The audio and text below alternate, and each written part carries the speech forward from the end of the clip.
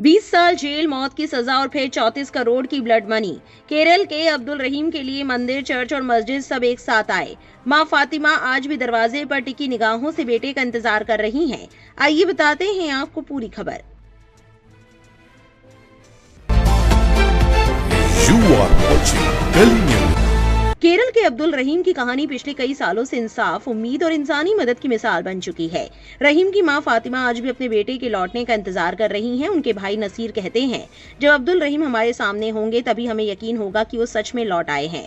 अब्दुल रहीम वही भारतीय हैं जिनके लिए दुनिया भर से, खासतौर पर केरल के लोगों ने करीब 34 करोड़ रुपए ब्लड मनी के तौर पर जुटाए। ये रकम भारत में अब तक की सबसे बड़ी क्राउड फंडिंग मुहिमों में से एक मानी जा रही है। साल 2006 में कोझिकोड छोड़कर रहीम सऊदी अरब ड्राइवर की नौकरी करने गए थे।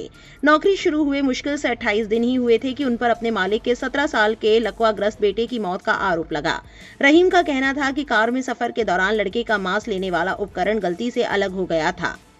इस घटना के बाद रहीम की जिंदगी पूरी तरह बदल गई। गिरफ्तारी के कई महीनों बाद जब उनके पिता को इस बारे में पता चला तो वे गहरे सदमे में चले गए और कुछ ही समय बाद उनका निधन हो गया। रहीम को पहले मौत की सजा सुनाई गई थी। इसके बाद उनके परिवार, सामाजिक कार्यकर्ताओं और अब्दुल रहीम लीगल असिस्टेंस कमेटी ने लंबी कानूनी लड़ाई लड़ी। भारतीय दूतावास के अधिकारियों और कमेटी के सदस्यों ने मृतक लड़के के परिवार से लगातार बातचीत जारी रखी। आखिरकार अक्टूबर 2023 में समझौता हुआ और मृतक के परिवार ने 15 मिलियन सऊदी रियाल यानी करीब 34 करोड़ रुपए ब्लड मनी के तौर पर स्वीकार करने पर सहमति दी। जून 2024 में रहीम की मौत की सजा को उम्र कैद में बदल दिया गया। इतनी बड़ी रकम जुटाना रहीम के परिवार के लिए नामुमकिन था, इसलिए एक चैरिटेबल ट्रस्ट बनाकर क्राउड फंडिंग शुरू की गई। शुरुआत में केवल 2-3 करोड़ रुपए ही जमा हुए, लेकिन बाद में सोशल मीडिया, स्थानीय चैनलों, यूट्यूबर्स और आम लोगों की मदद से ये मुहिम पूरे केरल और फिर दुनिया भर में फैल गई। मंदिरों, चर्चों और मस्जिदों से भी रहीम के लिए मदद की अपील की गई। कारोबारी ने 1 करोड़ रुपए का योगदान दिया और फंड जुटाने के लिए विशेष अभियान चलाया।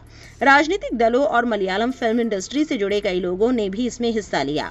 अब रहीम की उम्र कैद की सजा 20 मई को पूरी हो चुकी है, लेकिन परिवार अभी भी उनकी रिहाई और वतन वापसी का इंतजार कर रहा है। उनकी मां फातिमा आज भी इसी उम्मीद के सहारे जी रही हैं कि एक दिन उनका बेटा घर जरूर लौटेगा। इस खबर को लेकर आपकी क्या राय है, कमेंट सेक्शन में जरूर लिखें और ऐसी और जरूरी अपडेट्स के लिए हमारे चैनल को सब्सक्राइब करना ना भूलें।